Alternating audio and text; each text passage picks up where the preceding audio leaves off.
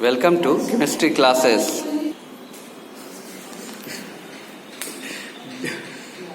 Dear students, previously आपके पास जितने भी वीडियोस गए हैं उनका आपको नोटशीट तैयार करना है।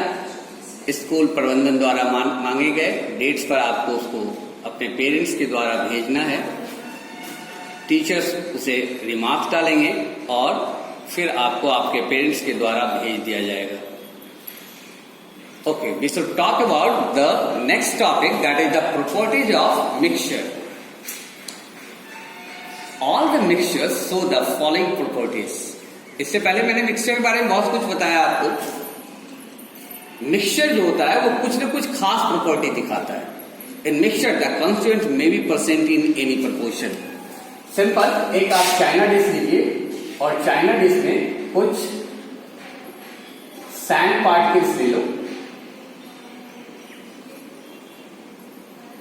और साथ में सोडियम क्लोराइड ले लो, that is the common salt. Mix कर दो। इसका प्रोपोर्शन कहीं भी पता नहीं चलेगा, कहीं से भी आप उठाएं, यहां से यहां से यहां से कहीं से भी लेंगे। आपने 10 ग्राम यहां से लिया,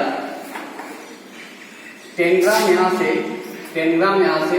जरूरी नहीं कि इसमें कॉन्स्टिट्यूएंट पार्टिकल्स जो डाले गए थे कॉमन सॉल्ट के और सैंड पार्टिकल्स इक्वल अमाउंट में वहां पर परसेंट होंगे। सो द मिक्सचर कंस्टिट्यूएंट्स में be present in any proportion, किसी भी प्रोपोर्शन में लाया जा सकता है। Mixture show the properties of all constituent present in there. Example दिखाया आपको, a mixture containing sugar and salt. अगर शुगर और सॉल्ट को एक साथ मिला दें उसका टेस्ट कैसा मिलेगा? सॉल्टी और स्वीट दोनों ही मिलेगा। During the preparation of a mixture, energy such as heat, light and electricity is neither be absorbed nor be involved.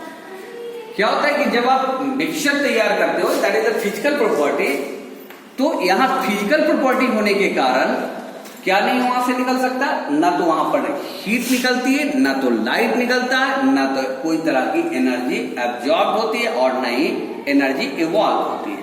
So mixture except solution. Solution किसको कहते हैं? व्हेन आप एक मेजरिंग जार ले लीजिए और इसमें 100 ml वाटर डाल दीजिए, 50 ग्राम शुगर डाल दीजिए और इसको मिक्सअप कीजिए। The solution is called the homogeneous. Mixture except solution are heterogeneous. ये होमोजीनियस मिक्सचर है। हेट्रोजीनियस क्या होगा? होमोजीनियस में throughout the solute particles जो होते हैं वो इक्वली डिस्ट्रीब्यूटेड होते हैं, जबकि हेट्रोजीनियस में यह इक्वली डिस्ट्रीब्यूटेड नहीं होता। The constituents of the mixture can be separated by the simple physical mechanism और मेथड। कोई भी तरह का अगर मिक्सचर है और उसमें से कंस्टिट्यूएंट पार्टिकल्स को अलग करना है तो सिंपल फिजिकल मेथड द्वारा आप उसको उसमें से अलग कर सकते हैं। Now the difference is between a mixture and compound. So mixture and compound. So the mixture except solution are heterogeneous. कोई भी मिक्सचर जो सॉल्यूशन के अलावा जो भी लेंगे, अगर कोई लिक्विड वाली चीजें हैं सॉल्यूशन के फॉर्म में तो वो होमोजीनियस है, वरना जितने भी होंगे वो हेट्रोजीनियस होंगे। Mixture the constituents may present in any proportion, किसी भी प्रोपोर्शन में उसको बनाया जा सकता है मिक्सचर को। A mixture show the property of its constituent. उसमें जो भी मिक्सचर में डाले गए हैं कंस्टिट्यूएंट पार्टिकल्स वो सारे को आप क्या कर सकते हैं? देखे जा सकते हैं। The constituent of a mixture can be separated by the simple physical mechanism. Constituent particles को सेपरेट किया जा सकता है उसके सिंपल फिजिकल मेथड द्वारा। That's why the compounds are homogeneous. Compounds हमेशा homogeneous होता है। अभी मैंने एक एग्जांपल दिखाया था फेरस और सल्फर का।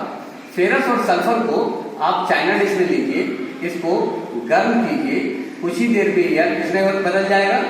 जब तक ये फेरस और सल्फर एक दूसरे से मिक्स किया हुआ था, ये मिक्सचर था सिंपल मैग्नेट के द्वारा। इसको मैग्नेट अगर इसमें डाल देते तो फेरस के सारे पार्टिकल्स इस पर जाकर चिपक जाते और फेरस और सल्फर को सेपरेट किया जा सकता था फिजिकल और सिंपल मैकेनिज्म द्वारा। लेकिन कंपाउंड्स कब बनेगा? जब इसको आपने इस पर प्रोसेसिंग शुरू की, फेरस और सल्फर को लिया, गर्म किया और ये फेरस सल्फाइड में कन्वर्ट हो गया। अब फेरस सल्फाइड एक कंपाउंड है और कोई भी प्रोसेस नहीं है, फिजिकल सिंपल फिजिकल मैकेनिज्म कोई भी नहीं है जिससे फेरस और सल्फर के पार्टिकल्स को अलग किया जाए।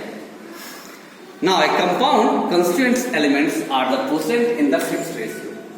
कंपाउंड के जो कांस्टेंट पार्टिकल्स हैं वो फिक्स्ड रेशियो में होते हैं। मैंने वाटर बनाया H2O, इसको बनाने के लिए आपने हाइड्रोजन के 2 पार्टिकल्स लिए, ऑक्सीजन के 2 पार्टिकल्स लिए, आपने H2O फॉर्म किया, that is the water. Refer the balance that 2H2 plus O2 is equal to 2H2O। 4 hydrogen यहाँ है, 2 ऑक्सीजन है, 4 हाइड्रोजन यहाँ है और 2 ऑक्सीजन है। तो इसका रेशियो फिक्स होता है। अगर इसका रेशियो में कोई भी परिवर्तन करेंगे, वाटर नहीं बनकर कोई और चीज हो सकता है, हाइड्रोजन पेरोक्साइड बन जाए, दूसरे चीज में ट्रांसफर हो जाए। The properties of compounds are entirely different from those of its constituents elements. इसके प्रॉपर्टी पूरी तरह से अलग होते हैं। जो पहला हाइड्रोजन की प्रॉपर्टी है, उसको जलाइएगा तो पॉप साउंड के साथ जलता है, ऑक्सीजन उसे मदद करता है जलने में, लेकिन इन्हीं दोनों से बना हुआ वाटर मॉलिक्यूल्स उसी आग को बुझा देता है। तो उसके प्रॉपर्टीज जो हैं वो डिफरेंट होते हैं। The constituents compounds cannot be separated by the simple mechanism और सिंपल फिजिकल मेथड। किसी के द्वारा इसको अलग नहीं किया जा सकता, आपके पास ऐसा कोई प्रोसेस नहीं है सिंपल मेथड जिससे, सिंपल फिजिकल मेथड जिससे इसको वापस किया जा सकता है। During the preparation of compound, energy in the form of heat, light और electricity, जब भी केमिकल रिएक्शन होगा कंपाउंड फॉर्म करेगा, और कंपाउंड फॉर्म करेगा तो या तो हीट एब्जॉर्ब होगा, हीट इवॉल्व होगा, लाइट निकलेगी, लाइट इवॉल्व होगा और इलेक्ट्रिसिटी हो सकता है निकले, या इलेक्ट्रिसिटी को क्या किया जा सकता है, निकाला जा सकता है। इज आइदर बी एब्जॉर्ब्ड और evolve. During the preparation of the mixture, energy such as the heat, light, and electricity is neither be absorbed nor। जब आप मिक्सचर का कंडीशन देखते हैं ना, तो इसमें हीट एब्जॉर्ब होता है और नहीं हीट यहाँ से इवॉल्व होता है। Okay, thank you very much.